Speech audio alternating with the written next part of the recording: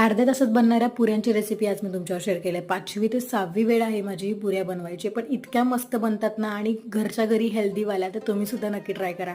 भाव आलेला घरी तेव्हा तो म्हणत होता बनव ना गं, पण मला काय झालं नाही बनवायचं, पण त्याची रेसिपी माझ्याकडे होती त्यामुळे मी तुमच्यावर शेअर करते. So welcome to day 4 mini ब्लॉगमध्ये तुमचं अगदी मनापासून स्वागत आहे. 1 पेलाभर रवा, 2 चमचे मैदा आणि अर्धी वाटीभर पाणी एवढं मिक्स करून छान डो तयार करून घ्यायचा आहे. त्याला 10 मिनिटाचा रेस्ट द्यायचा आहे.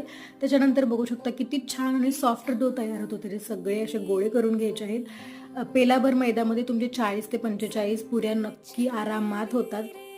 आमच्या घरात काहीतरी स्पेशल असं बनवायचं असेल ना किचनमध्ये, तर ऋतांश माझ्याबरोबरच बसतो. आई कशी काय काय बनवते आणि काहीतरी लुडबुड करायची असते म्हणून. सगळ्या पुऱ्या मी लाटून घेतलेल्या आहेत आणि बारीक फ्लेमवर सगळ्या पुऱ्या भाजून घ्यायच्या आहेत. वेळ जरा जातो पण चवीला छान लागतं, त्यामुळे नक्की ट्राय करा. बघू शकता इथं मस्त अशा आपल्या कुरकुरीत अशा पुऱ्या तयार आहेत. सगळ्यांबरोबर एन्जॉय करा.